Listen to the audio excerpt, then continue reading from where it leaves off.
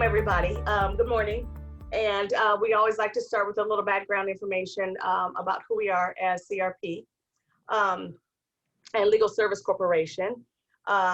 Legal Service Corporation is an independent nonprofit established by Congress in 1974 to provide financial support for civil legal aid to low-income Americans. The corporation currently provides funding to 134 independent nonprofit legal aid organizations in every state, the District of Columbia, and U.S. territories. It is the mission of Legal Aid of Northwest Texas to ensure equal justice for low-income people through the provision of high-quality legal representation and to improve the lives of low-income Texans through the rule of law. So legal aid focuses its practice in the areas of support for families, preserving the home, maintaining economic stability, safety, stability and health, individuals with special needs, and problems affecting groups of individuals. So back in 2008, when the bank's subprime mortgage lending practices caused the market to crash, and the government to have to bail out the financial industry responsible for the problem.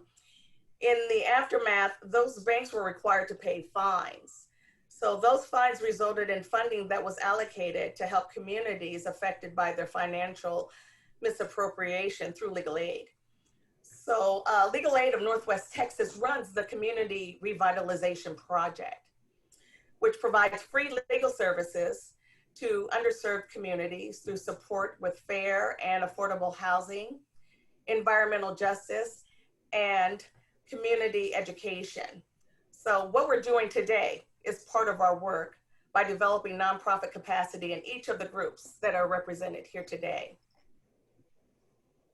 So just for an overview, we're going to overview the online CDBG federal funding grant application for COVID relief. Secondly, we'll review the application eligibility and requirements. We'll review the CDBG COVID-19 application and application process, and present the grant narrative writing tool prepared by CRP, and lastly, present the budget development tool prepared by CRP.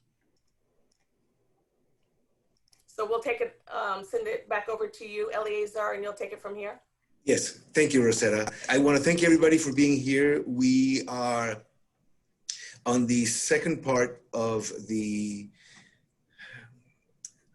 two-part workshop in which we started to show groups how CDBG grants differ from a regular foundation grant. Last week, we submitted information to our contacts indicating in order to join this grant, and this is where we're going to take it from to go forward. In order to apply for this grant, you need to go to this place. And I already created a logon, so I am able to just come back in here, and it's very simple setup. You log in.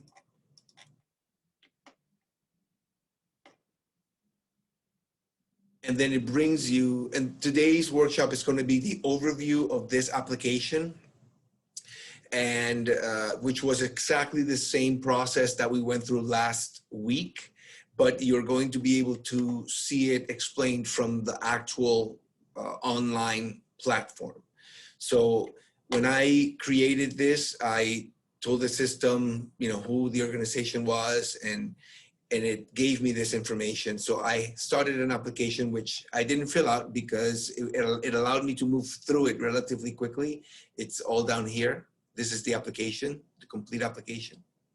So the first part, let me just explain this real quick.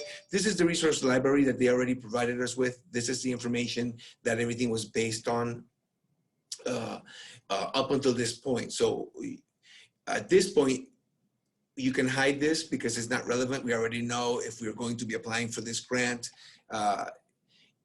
There are specific areas, and we're going to just start with the summary. I'll take care of the summary. I'm going to ask Nancy Jakowicz, one of our staff attorneys, to help me with the CDBG CV3 application questions. CV stands for coronavirus, and third means that this is their third disbursement. We're going to have Sam Prince to help us with the budget parts. I will work with the required worksheets and attachments. So I'll start with the RFP summary, request for proposal, which we initially informed you. You need to tell them who you are, how much money you want. Don't be shy. We recommended about 20% of the gross revenue that you're reporting. Information on the grant application involves the person contact and the organization's information, as well as a DUNS number. We do have all of this information. You will recognize this as the OneNote, where all of the information we are giving you is here. So in here we put in DUNS. And so DUNS number, I'm going to ask Sam to tell us a little bit about it.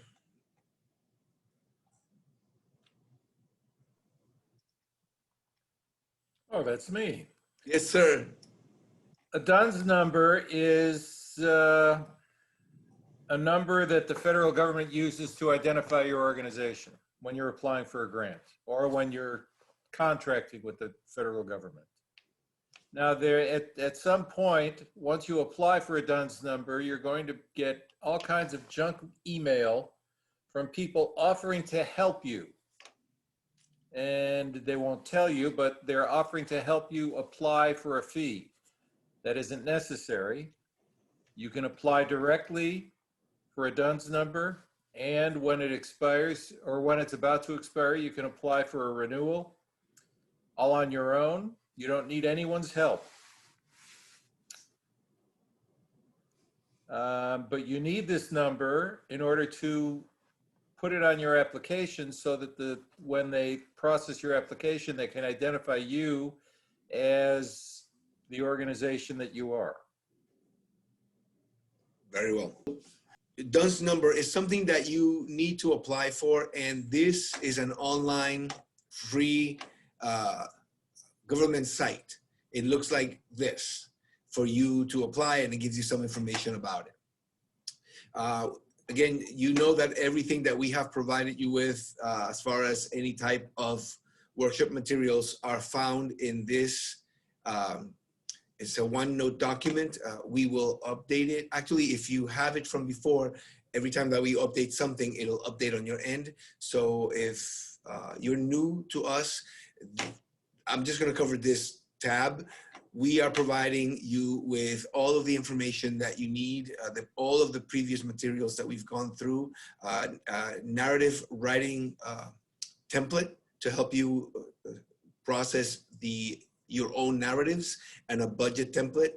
If you don't have one, it's a good tool to have to begin. Okay, having said that, we're going back to the application, which is here.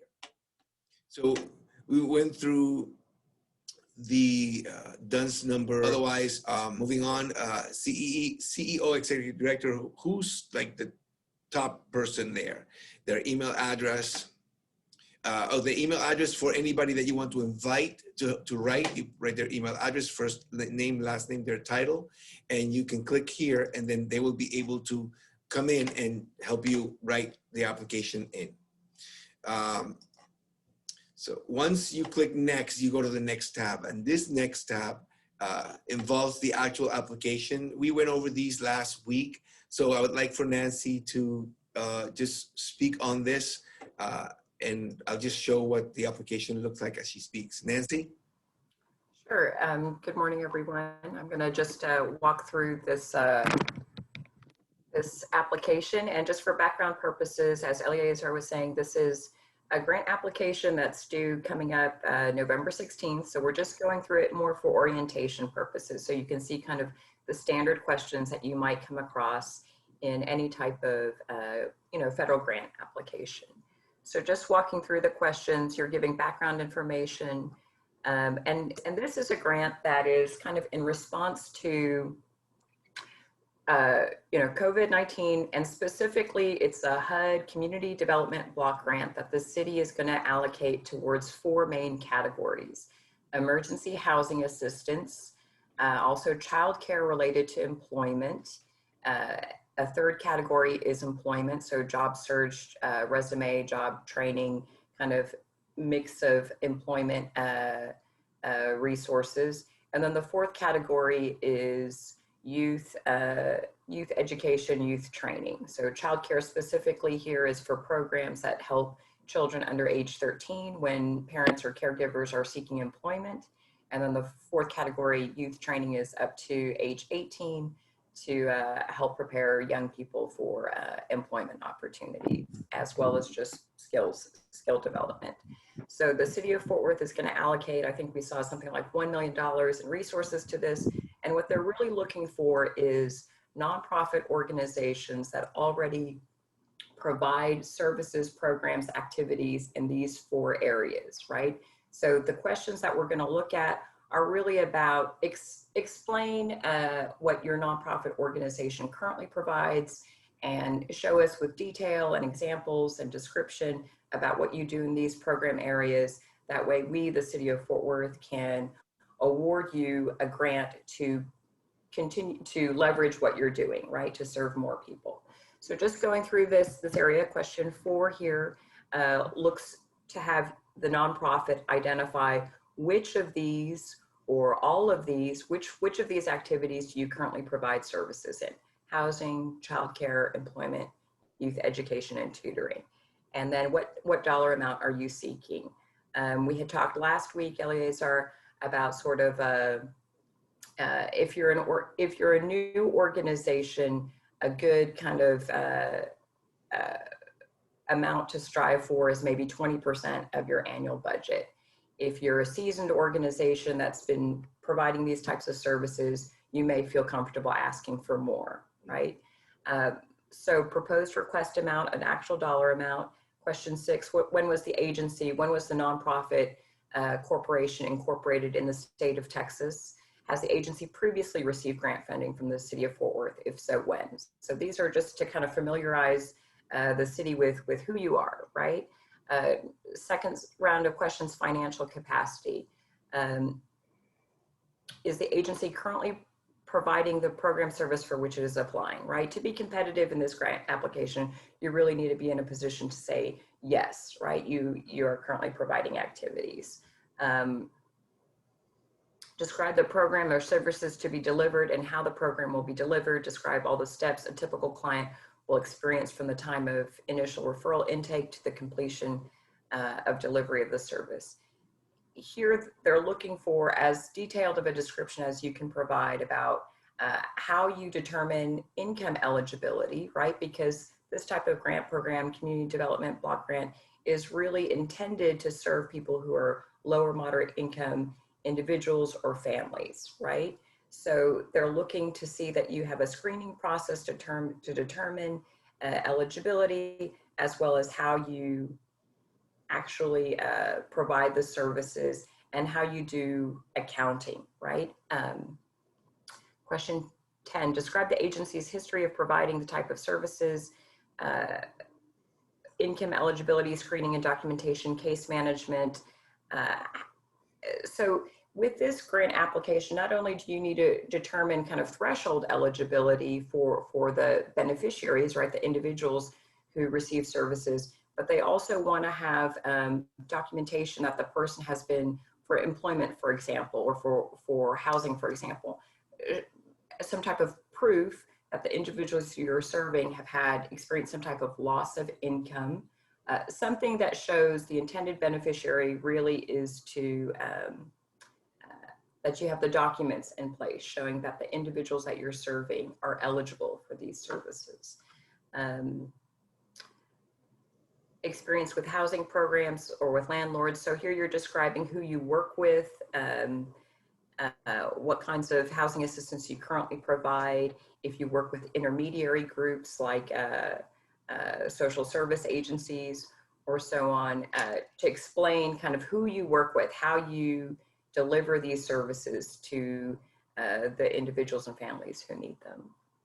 Question 10, what target population does the applicant agency generally work with in its current programs in terms of demographics. Here they're looking for demographic data around race, ethnicity, income, household makeup, housing tenure, geographic location or neighborhood, disability or employment status.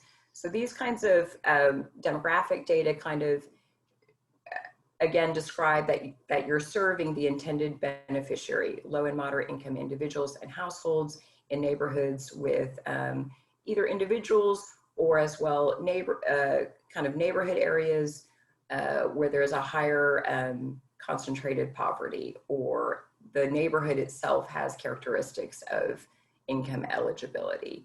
And there are some really, if you have this information, or if you're looking for this information, a really good data source to look to is one called Opportunity 360. It's a kind of a neighborhood level data, census tract level data that uses census data that the enterprise community partners has on their website. And it's a pretty easy process to kind of request a data report. And I'll just put the name of that data source in the chat box, but the types of data that are that you can easily pull are kind of race demographic data, as well as median household income in a census tract, as well as comparing it to in the larger county. You can also pull data on percentage of households living at or below poverty. So these are kind of good data, good examples of the kind of data you would want to include in section 11 to describe that you are serving the intended beneficiary. Again, low and moderate income households and individuals. Where and when will the proposed program be provided? Address, day, time. Will the proposed program have a virtual service delivery component? So for this question, in looking at sort of the background materials for this particular grant, the City of Fort Worth is looking for applications from groups that are able to begin January 1st to begin providing these services for this grant. And specifically, the two kind of tracks that they're looking to award funds are either on a 12-month basis or an 18-month basis. So you would want to have your answer conform with the kind of time constraints they're looking for.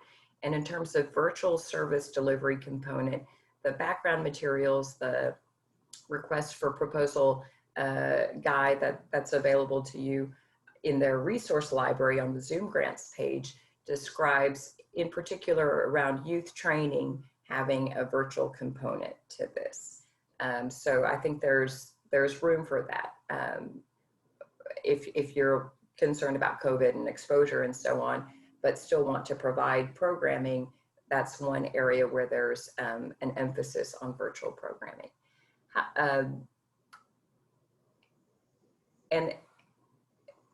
And I would say that what's innovative about this type of grant is that there's eligible use of funds can be for the direct service employment, for example, for job training, as well as sort of job supports like transportation. They describe bus passes, but potentially also van pools, right? The goal is to provide, to kind of fill the gap between, to address barriers, right? Barriers to employment.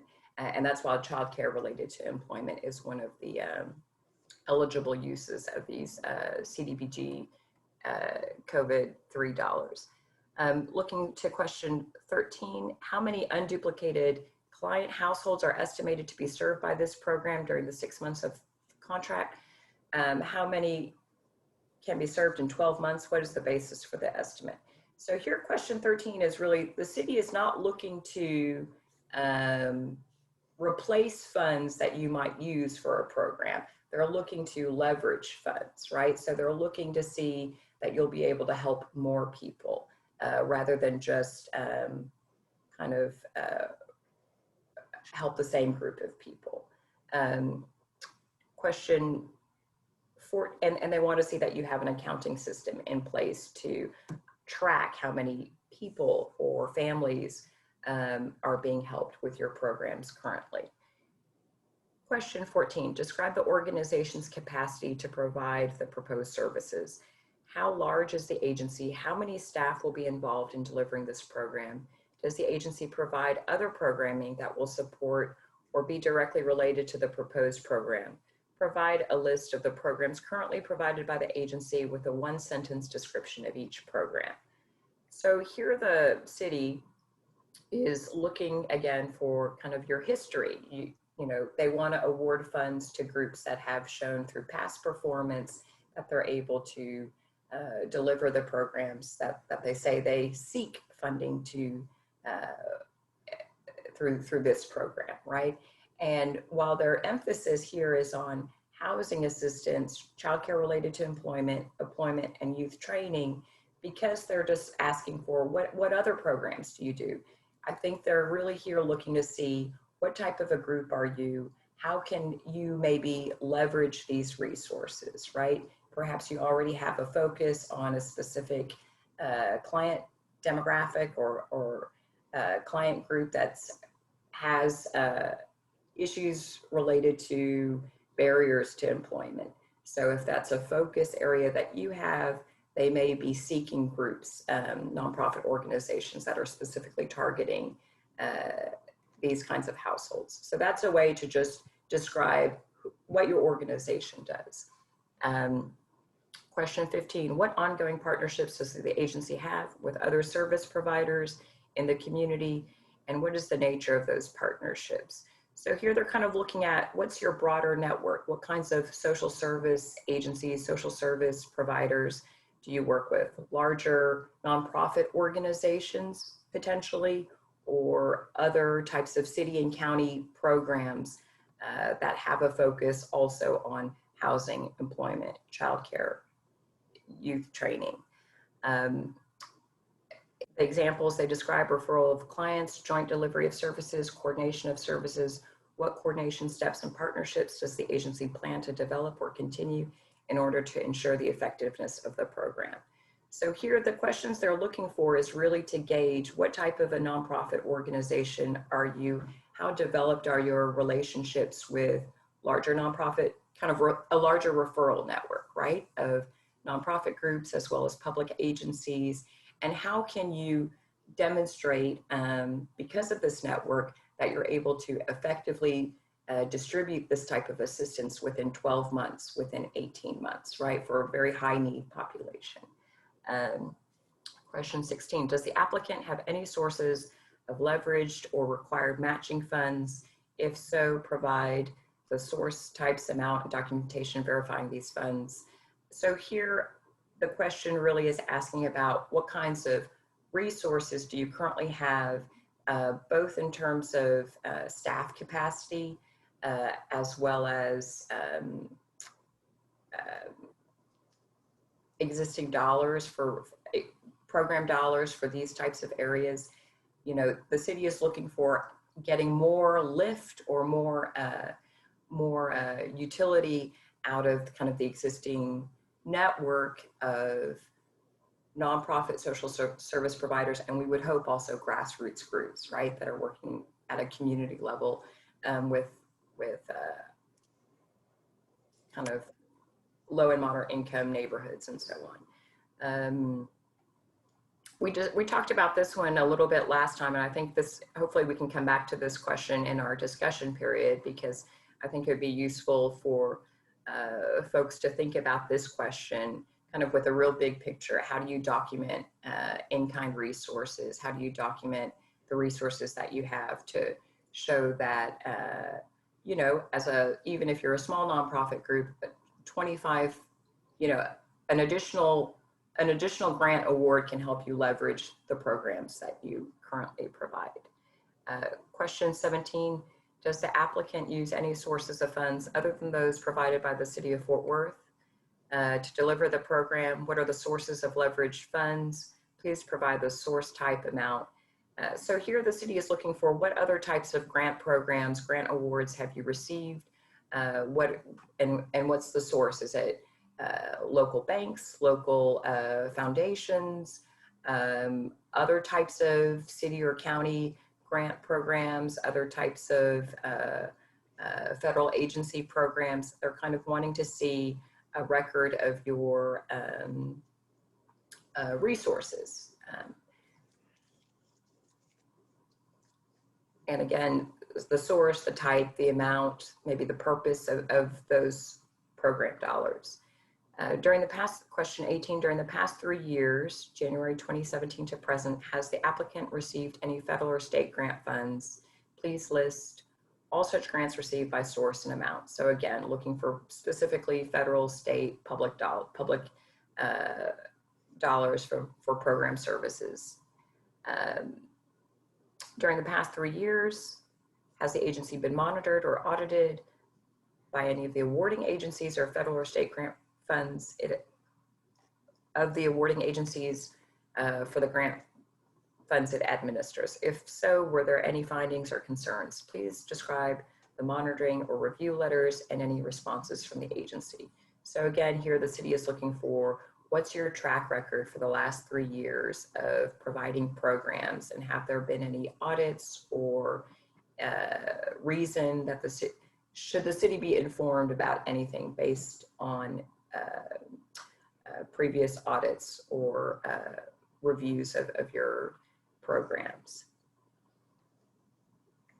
Question 20, during the past 3 years, has the agency had an external audit? If so, were there any findings or concerns? Please provide the most recently conducted audit review or financial statement review. So again, they're looking for your financial records. Do you have these kinds of records in place, which demonstrate you have more organizational capacity, and they can review that as part of your grant application submission. So I think those are the top 20 questions.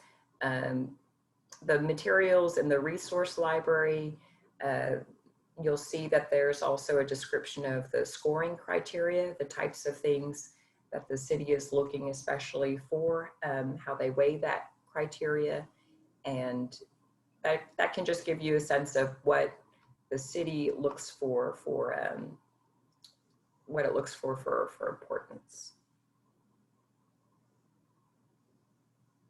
I would say, you know, whether or not any of the groups are on the call are looking to apply for this grant, this is a good kind of overview of the kinds of questions a typical grant application for a local government grant or for other sources are going to look for. What's your history of providing programs? How do you account for them? And what do you propose to do? And is what you're proposing what we say we're looking to fund? And groups, and looking to fund groups that have a history of providing programs in the areas they're looking to fund. Thank you, Nancy.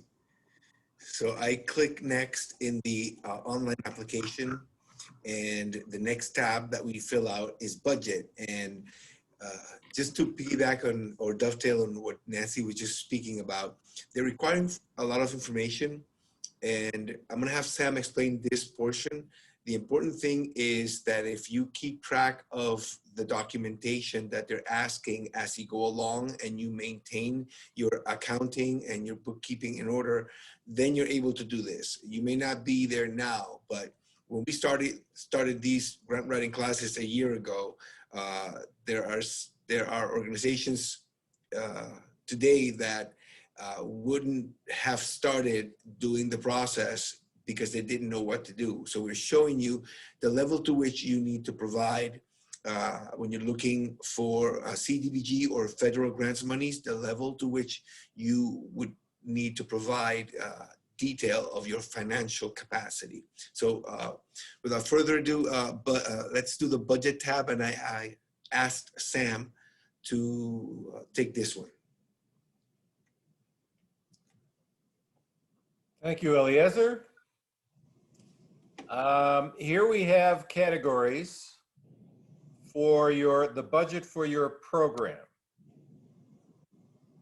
It is important to know two things. One, the U.S. Department of Housing and Urban Development, otherwise known as HUD, has specific categories that they want you, into which they want you to put your various expenses.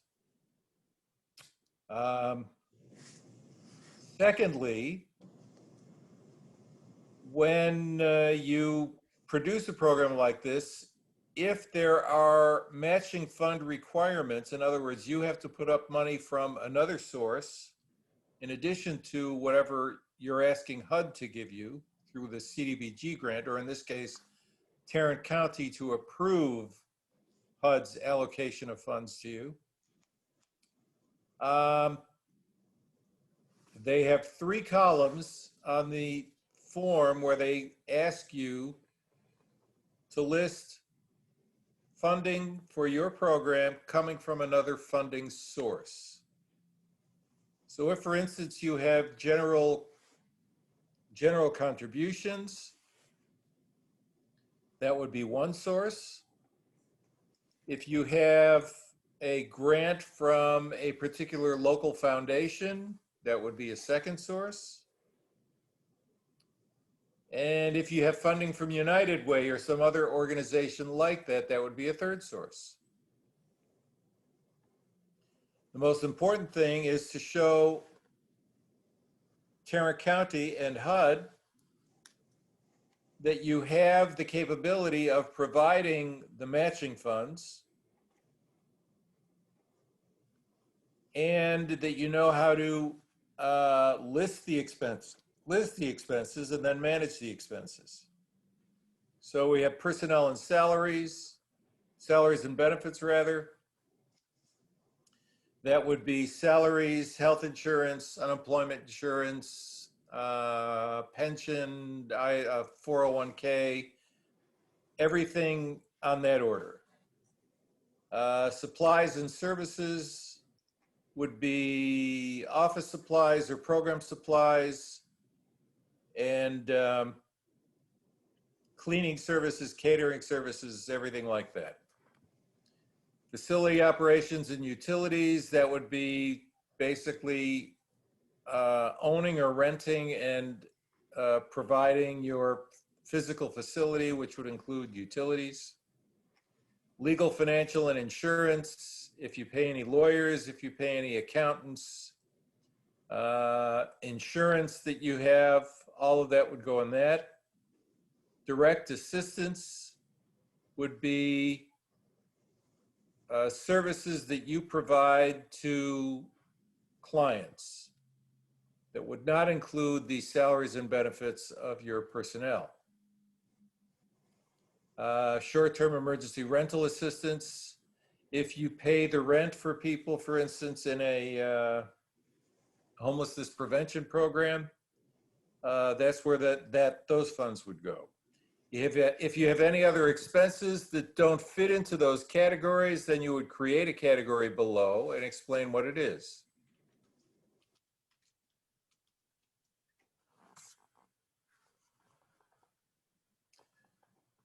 The budget narrative explains what you're going to do with the money. It's not sufficient to simply list the expenses. You have to explain to them what you're going to do with it. So, and I'm not going to type anything this time. So after that, then we go into the required, financial capacity. Okay, this is a document that they need you. Go ahead, Sam. This is part of the financial. In recent years, HUD has become a lot more curious about the specific details of how you manage your finances.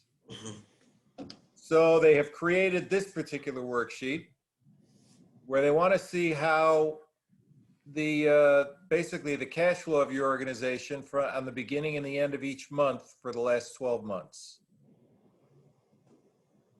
So you would begin your balance, you would show them the beginning balance on the first day of the month, you would show the ending balance on the last day of the month, and then you would list total expenses. That's for each month for the previous 12 months. On the salary budget worksheet, they want to know who is full-time what is their annual full-time salary rate, and the estimated percentage of their time that is charged to the grant. So if you have 10 people and each of them have allocated 20% of their time or 1 day a week to the grant, then you would list them as full or part-time in the first column, have the total amount you're paying them in the second column, and then the percentage of their time that's charged to the particular program that you're applying for in the third column.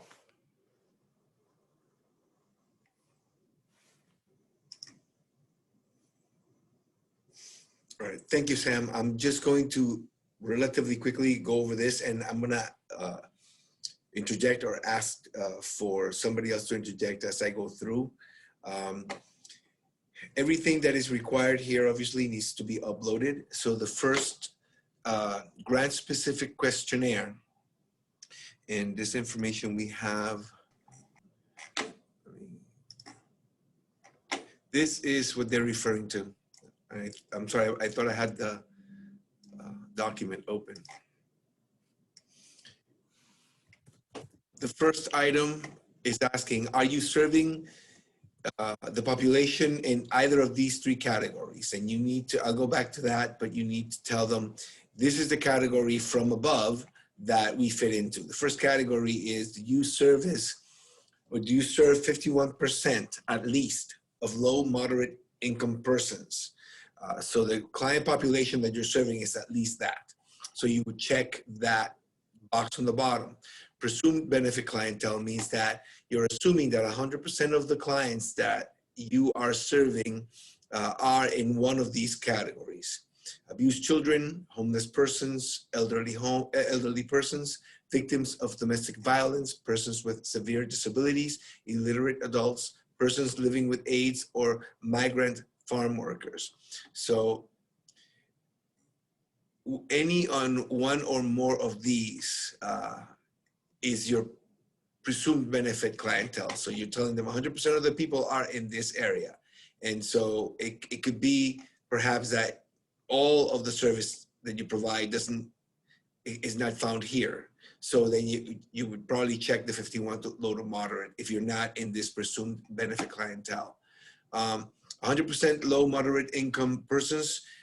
This is when you are stating that you are providing a financial benefit that is direct. Means that all clients served by the proposed program are documented as meeting HUD's definition of low to moderate income. This applies where agencies request to be reimbursed on a per client per service basis. So they have this thing where if you have a scholarship, reimbursement of transportation costs, or payment of construction costs for architectural barrier removal in a client's home. So it's very, very specific for the 100% low to moderate under this category.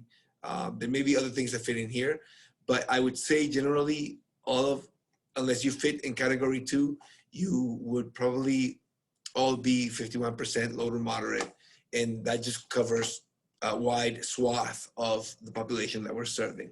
So once you figure out which one you belong to, you check one here. So I'm just gonna do that for now. And then they want your program information. How will the proposed program serve the clientele indicated above? Now remember, you answered this question previously. So you don't want to copy and paste. You want to maybe restate it a little, just because it's in a different form and you have an opportunity. It's not a chore. It shouldn't feel like a chore. It should be like an opportunity to tell them something that you didn't add before. Because some of the other slots where you need to put information have a character limit. So here's your chance to provide additional information. Organizational chart. I'm going to ask Sam to speak about an organizational chart.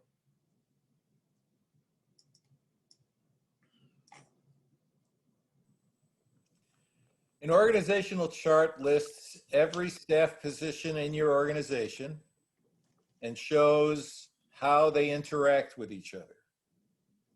It's generally in the rough shape of a pyramid. when you see it graphically. So the little box at the top says executive director or CEO. Underneath that are the people that report directly to the CEO. And if there is a secretary or an assistant, that would go in a separate line that would show assistant. Then below that, people that report to the people that report to the CEO or executive director are listed underneath. That is generally how an organizational chart works. Most important thing here is the people who are approving your program or your project, they want to see how your organization functions. And then they want to make sure that you have the staff in place to be able to properly manage the program that you're asking them to fund. Thank you, Sam. Can you take also resumes and job descriptions and licenses and certifications?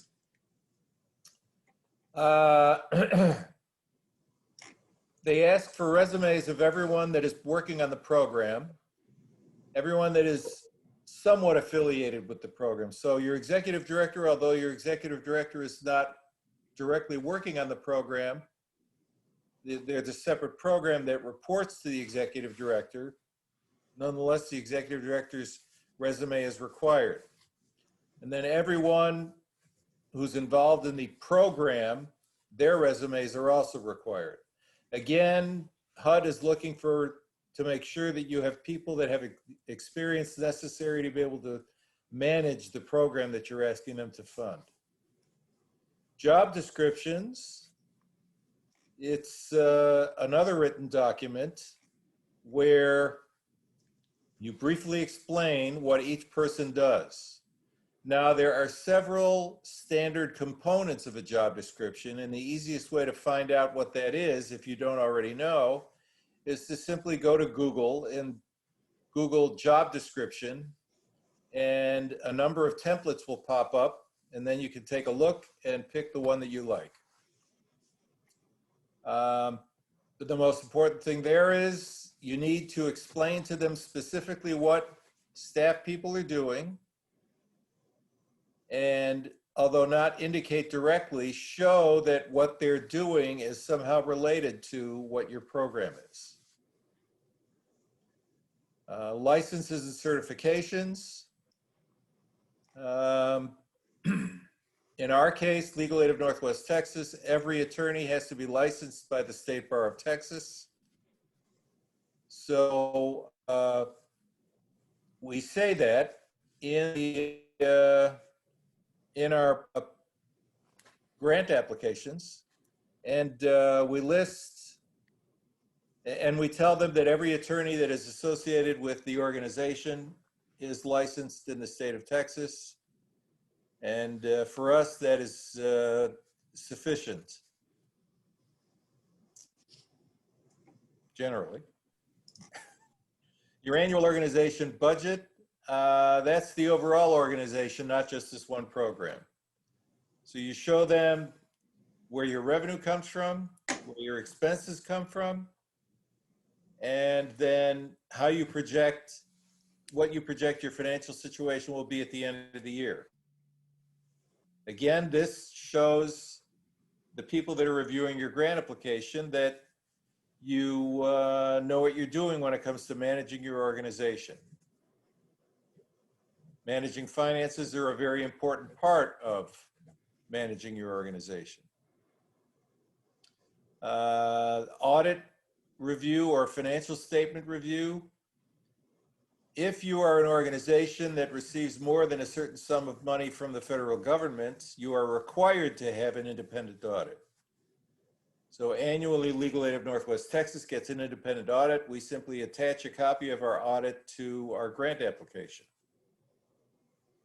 If you are smaller than that and you're not required to have an independent audit, nonetheless, it is advisable to have some independent financial person, an accountant, for instance, review your records just to make sure that everything that you're doing is in compliance with generally accepted accounting procedures. The next item on the list is Form 990. That's the IRS tax return that every nonprofit organization has to file. And you would simply attach a copy of your most recent Form 990, which would be for the last tax year that you filed. If you're in the process of producing your 990 for the previous tax year, then the grant application is in the spring. Then you would attach the previous year's 990.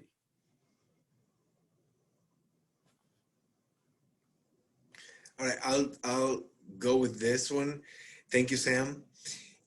Basically, Form 1295 is a form that is required, and we were looking into it, and it appears that if you have any contract that is active with a government entity, then you're required to submit a disclosure as an interested party, and that's the form here.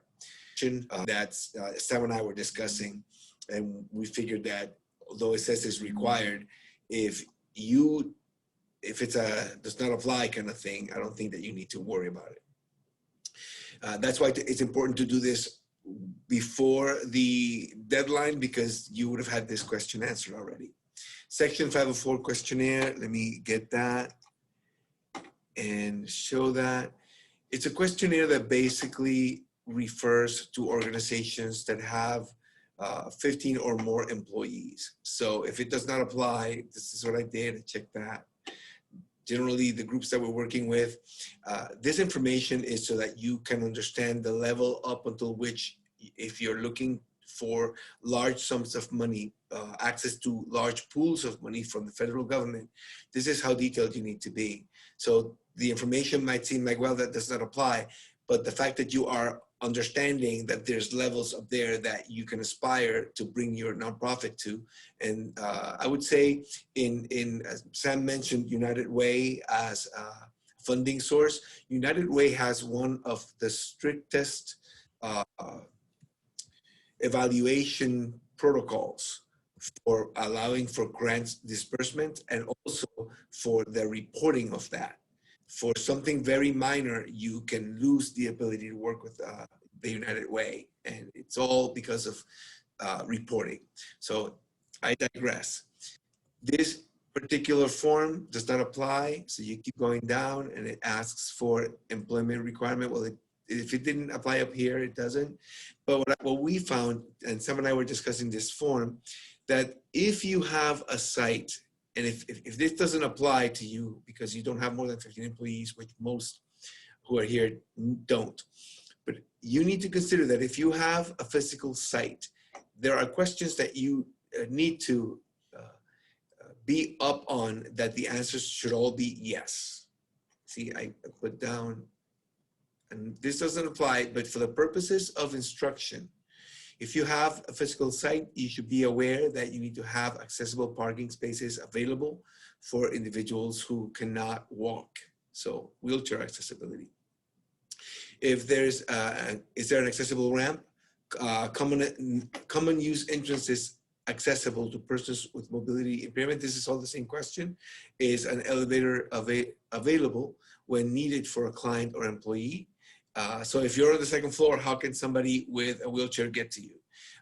Is an accessible restroom available at the facility? These are, if you are having a physical facility, you need to think of these things, which most people who are getting the facility will realize is from the Americans with Disabilities Act that always needs to be kept up to date. So again, this doesn't apply. So I would just click NA, and then at the bottom, put my information, and then upload this as a questionnaire 504. And then any other documents that you want to include. They provide several of these, additional document, and you upload everything. Once you're done with that, it says previous. So here you can either, we went through the whole application, as you may have noticed, then you submit it, or print preview. I would always print preview, and then deal with submitting once I've had everybody check that everything looks good. And you can print the whole application, and then submit it. Again, I want to make sure that everybody knows that the main purpose of this is we understand that most people who are here are not ready to do this kind of work, but we are projecting a year from now, if you are at least aware of these items, you can begin to collect and to set your organization to be successful at getting federal grants, United Way grants, and just scoop just about any other grant that's sitting around, because once you're up there in that level, that you are able to tell your good story, you can pinpoint who gets benefited, how they get benefited, where they get benefited, and what you're doing with your money and how it's being expended. That is where you need to be, in my eyes, grants worthy. We're just about done. I want to ask Sam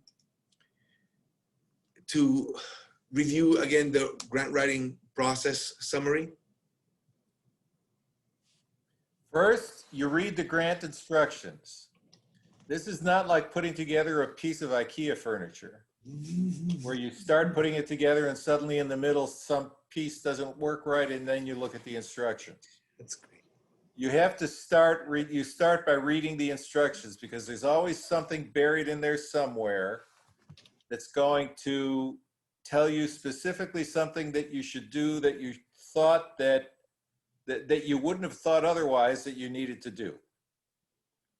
Then you collect all of the documents that they're asking you to submit along with the application, and also the documents that you will need in order to write your application.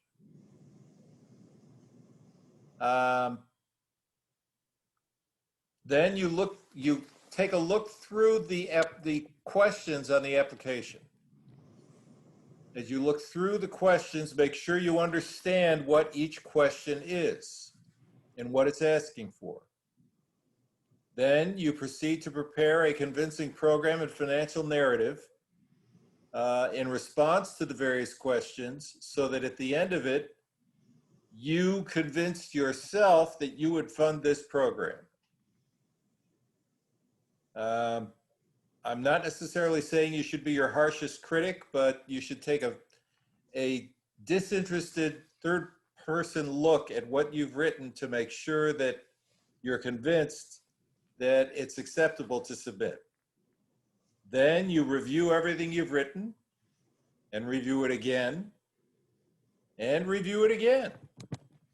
You never know what you're going to find on the third or fourth review that you wouldn't have seen on the first or second review. Finally, when you're convinced that you've done the best job that you can do, you hit submit. Just make sure you hit submit before it's due. And make sure that the time that you're hitting submit is the time that they mention in the application. If you're applying for a federal grant, for instance, and it's being submitted electronically to Washington, and it's due at 11:59 p.m., make sure it's 11:59 p.m. in the correct time zone. And that's essentially the grant writing process. Thank you, Sam. We mentioned before that we are going to go over some templates. This narrative, and everybody has access to, actually everybody that was here last week that received the documents that we submitted on the workshop has this template. It's here in Word form, and it's here just as a picture. This is how CDBG grants were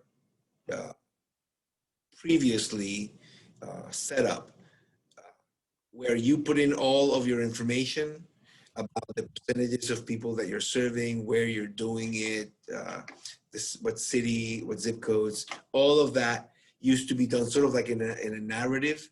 But the way that they're asking the questions now, as you heard with Nancy, they are asking, in this particular case, 20 specific questions. Well, if you take those 20 specific questions and you put them in here, then you have a narrative that you could used for other grants that you might want to use because you're answering questions that are relevant. So anyway, this is a template that if you don't have it, I'm going to ask you to send us some information. We'll give you the information later so that, and request it, and request the narrative template, or actually the OneNote. You're going to get basically this tab with all of the grant information that we have discussed before, and then the writing template, which is here. And Sam was speaking, Sam or Nancy, I don't recall who, I think it was Nancy, was speaking about the deliverables. Who's going to be doing what? They're going to be asking what you're going to be producing on, and have a timeline. So in your explanation, you can actually have an objective and have the responsible person, the timeline that things should be done by, and what's going to be the deliverable or the output. So this is a template for you. Again, it's in Word, so you can play with it and have it in all one document. Environmental project results, past performance, and programmatic capacity information. So again, Nancy was speaking about, if you have a history, if you don't start writing your history, it'll never exist. So this pretty much will help you when you look at the questions in the actual grant. Come in here and just set them in here in a nice order so that you can have a narrative that explains your past performance. And so if you don't have agreements right now that are, agreements that you signed, you can indicate verbal agreements or collaborating with, and then, list the people or the entities that you're collaborating with, and then update it as you go.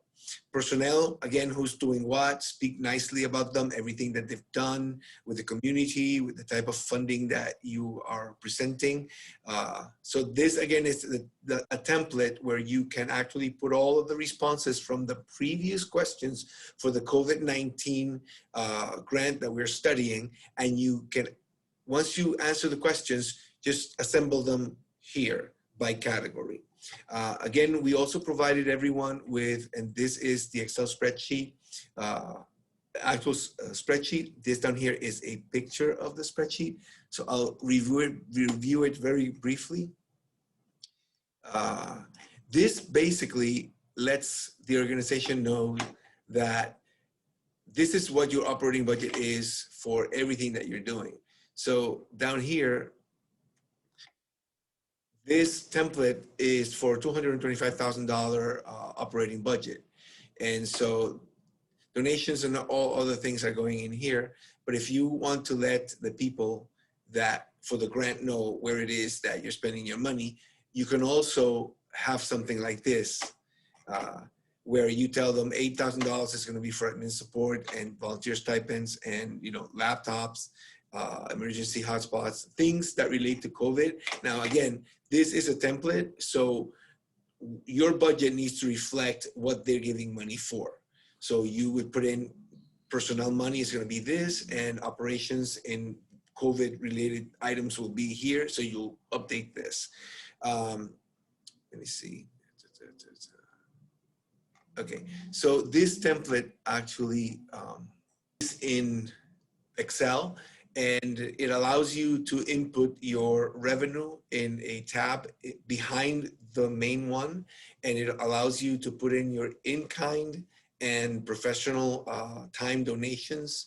And so you end up with operating income. I'm not going to get into that because we did this the last time, with a total operating income that's coming from the worksheet that's behind this front template. So again, this is a template for the budget if you want to present it in some fashion and you don't have that information or that set up right now.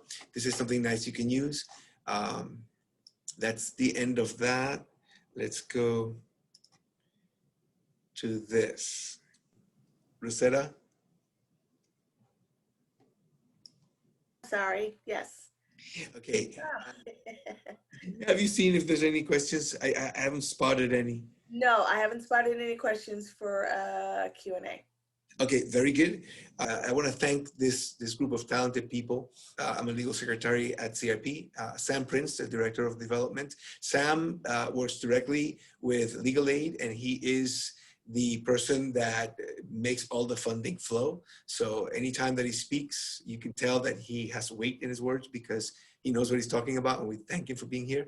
Nancy, she's a scholar to me and an amazing presenter, very involved with community work.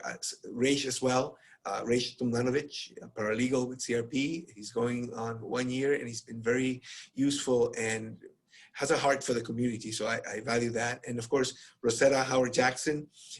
She is a very supportive paralegal who is out there helping me to think through certain things that are coming out better because she has a good mind on her shoulders. And if nobody has any questions, I just want to thank everybody for coming and wish you all a great rest of the weekend, and I'll see you next week.